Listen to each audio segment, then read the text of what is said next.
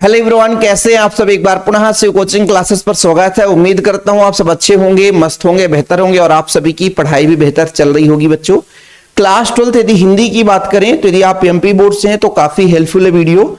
आज हम बात करेंगे बच्चों कविता के बहाने बात सीधी थी पर, मतलब अध्याय 3 पद्य खंड का है बच्चों, जिसके कवि कुंवर नारायण हैं। इसमें एनसीईआरटी के जितने भी क्वेश्चन है बच्चों यहां पर अपन देखने वाले हैं और एक एक क्वेश्चन आप लोग जरूर तैयार कर लेना। इसके पहले इसका मैंने आपको जैसे पद्य खंड है बच्चों पूरा व्याख्या कराया था, तो उम्मीद करता हूं व्याख्या आप लोगों ने देखा होगा। चलिए शुरू करते हैं। आप लोगों को बिल्कुल एक एक क्वेश्चन तैयार करना है और यदि कोई बच्चा ऐसा चाहता है कि सर अभी तक हमने नोट्स नहीं लिया है और यदि कोई बच्चा नोट्स चाहता है तो भाई नोट्स जरूर ले लें, क्योंकि नोट्स में बच्चों प्रॉपर रूप से आपको ऑल चैप्टर के क्वेश्चन आंसर वगैरह ग्रामर पोर्शन वगैरह मिलते हैं। ठीक है, तो नोट्स वगैरह जिनको भी लेना है तो ले सकते हैं। ठीक, चलिए तो यहां पर बच्चों आप लोग, ये कॉन्टेक्ट नंबर है मेरा, जिस बच्चे को यदि भैया नोट्स चाहिए तो ये कॉन्टेक्ट नंबर है 9685299149, मेरा पर्सनल नंबर है। कोई बच्चा चाहता है नोट्स लेने के लिए नोट्स ले सकता है। चलिए शुरू करते हैं। आज का जो पहला प्रश्न बच्चों, कि इस कविता के बहाने बताए कि घर सब घर एक कर देने के क्या माने, मतलब इसका तात्पर्य क्या है बच्चों। ये प्रश्न जो है आपका, ये बोल रहा है, प्रश्न ये बोल रहा है कि भाई साहब घर सब घर एक कर देने के माने, इसका क्या अर्थ है, इसका क्या तात्पर्य है। तो इसको दो चीज से समझ सकते हैं। जैसे मान लीजिए कोई बच्चा है यदि खेल कूद कर रहा होता है तो उसको अपनी सीमा का पता नहीं रहता है, खेलते खेलते पड़ोसी के भी जा सकता है। जैसे मान लीजिए दो छत जुड़े हुए हैं तो खेलते खेलते बच्चा अपना पराया ना मान करके, है ना, दूसरे के छत में भी जाकर के खेलता है। उसे इससे कोई फर्क नहीं पड़ता कि वो हमारा छत है कि नहीं है, मतलब अपना पराया वो कभी नहीं लगाता। ऐसे कभी जब किसी कविता की रचना करता है तो अपने विचारों को पिरोते हुए वो ये देखता है कि समाज के हित की बात हो, समाज के कल्याण की बात हो, ये अपना पराया उस पर नहीं लगाता है। मतलब वो अपने निजी भाव को उकेरता है, वो किसी एक विशेष स्थान विशेष समुदाय के फायदे के लिए कविता नहीं लिखता है। उस कविता को जीवन तक बच्चों हम पढ़ सकते हैं और वो उस कविता से लोगों तक जो उत्साह है, उन्माद है, हमेशा जीवन भर मिलता रहता है। तो देखिए थोड़ा सा कि बच्चे खेल खेल में अपनी सीमा, अपने परायों का भेद भूल जाते हैं। वो एक जगह से दूसरी जगह बिना विचारे दौड़ते रहते हैं, मतलब अपना जो भी है बच्चों ये नहीं मानते हैं कि हमारा घर है ना, ये हमारा यहाँ तक घर है, यहाँ तक रोड है, यहाँ तक जाना है, ऐसा नहीं है। वो बिना विचारे अपने सीमा से बाहर भी जा सकते हैं। उन्हें किसी रोक टोक की चिंता नहीं रहती है, कोई रोक टोक करता रहे उन्हें कोई फर्क नहीं पड़ता है। उसी प्रकार कविता भी शब्दों का खेल है, इसका क्षेत्र व्यापक होता है, उसी किसी चीज का भय नहीं रहता बच्चों। कलम को किसी बंधन में बांधा नहीं जा सकता। अतः कवि को अपने कविता करते वक्त अपने पराये या वर्ग विशेष का भेद अथवा बंधन भूलकर लोकहित में कविता लिखनी चाहिए।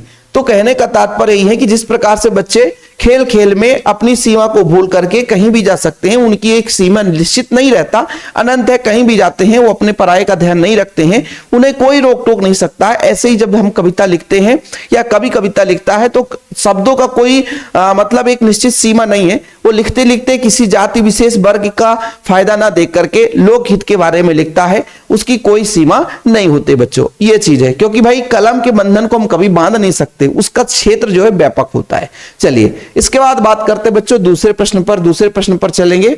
यहां पर आप देखिएगा, इस प्रश्न को क्लीन कर लेते हैं अपन। दूसरा प्रश्न हमारा क्या है, देखो भाई, उड़ने और खिलने का कविता का क्या संबंध है बच्चों। देखो उड़ने मतलब जिस प्रकार से पंछी उड़ती है और उड़ते हुए उनकी कोई सीमा नहीं रहती है, अनंत तक उड़ते रहते हैं बच्चों, है ना। और खिलने, फूल खिलता है, फूल खिलने के बाद है ना सुगंध देता है, लेकिन भाई कविता तो उससे भी बेहतर होता है। फूल तो खिलने के बाद एक बार मुरझा जाता है, लेकिन कविता खिलने के बाद जीवन भर क्या है, वो युवाओं को स्फूर्ति देता है, ऊर्जा देता है, पाठकों को नई ऊर्जा देता है बच्चों, नए भावों का रसपान कराता है। ठीक है, तो चलिए देखिए कि पंछी उड़ान, यहां पर देखिए पंछी की जो उड़ान है और कविता की जो लेखन की शैली है बच्चों, देखिए जरा, पंछी की जो उड़ान है और कविता की कल्पना की जो उड़ान है, दोनों की सीमा कोई निश्चित नहीं रहती, दूर तक जाती है। यानी पंछी जब उड़ते हैं तो उनकी कोई सीमा नहीं, कहां तक आकाश में उड़ सकते हैं। ऐसे ही जब कविता कवि के द्वारा लिखा जाता है तो उसकी भी जो कल्पना है उसकी कोई निश्चित सीमा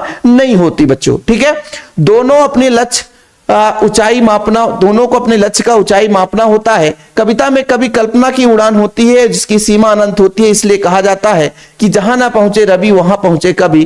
भाई कवि लिखते लिखते इतना लंबा चौड़ा लिख सकता है, अपनी भावनाओं, अपनी कल्पनाओं को, विचारों को व्यक्त कर सकता है कि जहां भाई सूर्य की किरण भी नहीं पहुंच पाती, वहां जो कवि है उसकी भावना, उसकी भाव, उसकी कल्पना पहुंच सकती है। जिस प्रकार फूल खिलकर अपनी सुगंध और सौंदर्य लोगों तक आनंद प्रदान करते हैं, नव जीवन देता है, उसी प्रकार कविता भी सदैव खिली रहकर लोगों के भावों में विचार का रसपान करती है और पाठकों में नवीन स्फूर्ति और ऊर्जा का संचार करती है। देखो बच्चों, उड़ने का मतलब है पंछी के उड़ने और खिलने का मतलब है फूल के खिलने के जैसा ही कविता होता है कि भाई जिस तरीके से पंछी उड़ते हैं उसकी कोई निश्चित सीमा नहीं रहती है ना, उसी तरीके से कभी कभी सेम जो कल्पना है वो पंछी के ही समान उड़ान है, उसकी कोई सीमा नहीं है। और जैसे फूल खिलता है, फूल खिल करके सुगंध देता है लोगों को, मतलब एक प्रकार से बच्चों उनके भाव को विभोर करता है, ऐसे ही कवि जब कविता लिखता है तो कविता के माध्यम से भी लोग उसके भाव के रसपान करते हैं और उससे एक नई ऊर्जा प्राप्त करते हैं। और कविता को कभी भी पढ़ सकते हैं, कभी भी देख सकते हैं बच्चों, उसकी ऊर्जा कभी खत्म नहीं होती है। ये चीज दोनों का तात्पर्य है। उड़ने और खिलने कविता का संबंध आपने समझ लिया कि जिस प्रकार से पंछी उड़ती है उसकी कोई निश्चित सीमा नहीं रहती, उस तरीके से कवि की जो कविता लिखते समय भावना कल्पना रहती है उसकी कोई सीमा नहीं रहती है, उसकी उड़ान बच्चों है ना अनंत तक चलती है ना। जहां ना पहुंचे रवि, जहां रवि नहीं पहुंच सकता वहां कवि पहुंच जाता है। और फूल खिलने का मतलब है फूल खिलता है, सुगंध देता है, सौंदर्य उत्पन्न करता है, लोगों को आनंदित करता है, नवजीवन देता है। इसी प्रकार से कविता जब खिल जाती है तो खिली रहकर लोगों के भाव में रसपान प्रदान करती है, विचारों में ऊर्जा देती है बच्चों। ये आपका हो गया कविता का उड़ने और खिलने से संबंध। चीजें क्लियर, याद हो जाएगा। भाई देखो, कुछ बच्चे सोचते हैं कि रटना पड़ेगा, बिल्कुल ऐसा नहीं है कि बिल्कुल सेम रटना पड़े बच्चों। आप लोगों को थोड़ा सा समझना है, पॉइंट बाय पॉइंट समझना है, हिंदी को समझना है। रट्टा मारोगे तो भाई कभी भी याद नहीं रहेगा। ओके, चीजें क्लियर बच्चों। चलिए अगला प्रश्न है, कविता और बच्चे को समानांतर रखने का क्या कारण है? भाई कविता बच्चे की समान है। देखो बच्चों, कविता और बच्चे दोनों का स्वभाव सेम है। खेल खेल में अपने सीमा, अपने पराओं का भेद भूल जाते हैं। जिस प्रकार से एक शरारती बच्चा किसी को पकड़ में नहीं आता, उसी प्रकार कविता में उलझा दी गई बात भी तमाम कोशिशों के बावजूद भी समझने योग्य नहीं रह जाती है, चाहे उसके लिए कितने भी प्रयास किए जाएं। वह एक शरारती बच्चे की तरह हाथों से फिसल जाते हैं। प्रेम युक्त आचरण में शब्दों के बिगड़ी बात मनाई भी जा सकती है। देखो, कहने का तात्पर्य है कि जैसे मान लीजिए बच्चा खेलता है, खेलते खेलते भाई अभी इस पहला क्वेश्चन यही पढ़ा आपने कि भाई बच्चों में अपने पराये का कोई भेद नहीं रहता है ना, उनकी सीमा निश्चित नहीं रहती है, अनंत तक रहती है। ऐसे भी कविता की भाव है बच्चों, है ना, उसकी कोई निश्चित सीमा नहीं रहती है। जिस तरीके से बच्चे यदि एक बार बिगड़ जाए तो कितना भी मना लो, वो रोएंगे तो रोएंगे, हंसेंगे तो हंसेंगे, खेलेंगे तो खेलेंगे, उनका कोई फर्क नहीं पड़ता है। छोटा बच्चा हो बच्चों, यदि छोटा बच्चा रूठ गया कि हमें मोबाइल लेना है, आजकल बच्चों को दो चीजें, एक तो बाहरी चीजों का खाना और दूसरा मोबाइल, ये सबसे बड़ी बीमारी है। आप हर घर में यही देखना, और बच्चों को इन दोनों चीजों से बचाना चाहिए क्योंकि उनकी भविष्य खतरे में है। ठीक है, याद रखिएगा, आपको अपने भैया घर में देखना है कि बच्चों को दो चीज से बचाएं। एक तो बाहरी चीज को खाना, भैया छोटे बच्चों से केमिकल चीज आप डालने लग जाते हो, बाद में जाकर के इन्फेक्शन वगैरह हो जाता है।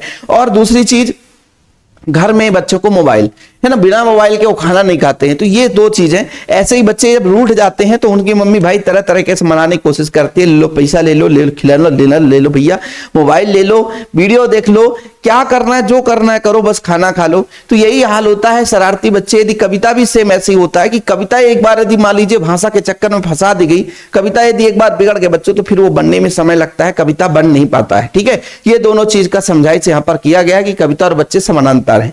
भाई बच्चे जिस तरीके से नाराज, भाई देखो पहली बात तो बच्चों की सीमा निश्चित नहीं है, अपने पढ़ाई का कोई फर्क नहीं पड़ता है, उनकी कोई सीमा नहीं, वो कहीं भी जा सकते हैं। कहीं वैसे भी कविता लिखते समय हमें कभी किसी का भेदभाव नहीं करते हैं, भाई कभी अपने भाव अपने विचारों को व्यक्त करते हैं। लेकिन दूसरा चीज है कि बच्चे जिस प्रकार से नाराज हो जाए तो किसी के पकड़ में नहीं आते, वो किसी को समझाने में नहीं आते। ऐसे ही जब हम कविता लिखते समय भाषा के चक्कर में बात फंस जाती है तो कितना भी कोशिश कर लो, कितना भी मेहनत कर लो, कभी सुधार नहीं हो पाता है। यही चीज बताया गया बच्चों। ठीक है, चीजें क्लियर। तो ये अपना बच्चों 3 प्रश्न हो गए, और जिन बच्चों को नोट्स लेना है तो कॉन्टेक्ट नंबर यहाँ पर लिखा हुआ है। ठीक है, 96 85 29 91 49। अगले प्रश्न पर चलते हैं। प्रश्न क्रमांक जो आपका 4 है बच्चों, यहां पर देखिए, कविता के संदर्भ में बिना मुरझाए महकने क्या माने बच्चों? देखो भाई साहब, जो फूल है वो खिलता है और बाद में मुरझा जाता है, लेकिन कविता ऐसा है कि एक बार यदि खिल गया तो वो कभी भी मुरझाने की बिल्कुल लाभ नहीं लेता है, वो बिना मुरझाए हमेशा है ना, लोगों को आनंदित करता रहे। जब जब आप पढ़ोगे आनंदित होगे, ऊर्जा प्रदान करता रहता है। कविता कालजयी होता है। कालजयी मतलब उसकी कोई सीमा नहीं है, वो खत्म होने वाला चीज नहीं होता प्यारे बच्चों, है ना। उसका मूल शाश्वत होता है। जब भी पढ़ी जाती है तब पाठकों को आनंद ही देता है। जैसे सदियों पूर्व लिखा गया सूर तुलसी का काव्य रचना आज भी उतना आनंद देता है जितना अपने समय में देता था। जबकि फूल बहुत ही जल्दी मुरझा जाते हैं और शोभाहीन हो जाती है, अपनी सुंदरता अस्तित्व को खो देते हैं। कहने का तात्पर्य यही हुआ कि भाई साहब, फूल भले ही कितना सुंदर हो, कितना अच्छा हो, कितना महकने वाला हो, कितना सुगंधित हो, लेकिन वो एक निश्चित समय के बाद क्या हो जाता है बच्चों, मुरझा जाता है। उसकी कोई सीमा नहीं रहती। लेकिन जो कविता होती है, एक बार लिख दिया गया तो पाठक के द्वारा जब भी पढ़ा जाएगा वो कभी भी समाप्त नहीं होगा, क्योंकि हजारों वर्ष पूर्व भी जैसे रामायण लिखा गया, गीता लिखा गया, उसकी जो विचार है आज भी व्यक्त होती है, आज भी लोग पढ़ते हैं, आज भी उसको धार्मिक ग्रंथ मानते हैं और उसके पठन के आधार पर अपने जीवन चरित्र को ढालते हैं। तो कहने का तात्पर्य यही हुआ कि कविता यदि एक बार लिख गई, कविता लिखने के बाद उसकी कोई वो कालजयी है, उसका अस्तित्व तो समाप्त नहीं होता। जब जब आप पढ़ोगे तब तब उससे ऊर्जा मिलेगी, आनंद मिलेगा बच्चों, है ना। कविता कभी भी समाप्त नहीं होता है, बिना मुरझाए हुए महकते रहता है। लेकिन वहीं पे जब हम बात करते हैं कि फूल की, तो फूल बहुत सुंदर है लेकिन भाई साहब एक दिन मुरझा जाता है। भाषा को सहूलियत के बरतने से क्या अभिप्राय है बच्चों? भाषा के सहूलियत बरतने के अभिप्राय क्या है? देखो बच्चों, भाषा के सहूलियत बरतने से आशय है कि सीधी सरल सटीक भाषा का प्रयोग से है। भाव के अनुसार उपयुक्त भाषा का प्रयोग करने वाले लोग ही बात की धरी माने जाते हैं। कहने का तात्पर्य है कि जब भी कवि कविता को लिखे तो उसमें भाषा शुद्ध सरल हो, लोगों को समझ में आए, लोग उसके विचार को समझ पाए, लोग उसके भाव को समझ पाए। बच्चों यहीं पे यही निष्कर्ष निकला गया, बाकी ज्यादा इसमें कुछ है नहीं, ठीक है। बात और भाषा परस्पर जुड़े होते हैं, किंतु कभी कभी भाषा के चक्कर में सीधी बात भी टेढ़ी हो जाती है, ऐसा होता है। बाकी ये चीज तो ठीक है, भाषा को सहूलियत में बरतनी चाहिए। इसका तात्पर्य यही है कि जब भी हम कविता का लेखन करें तो भाषा ऐसा होना चाहिए बच्चों कि एकदम सरल होना चाहिए, लोगों को समझ में आ सके, वो भाषा उपयुक्त होना चाहिए।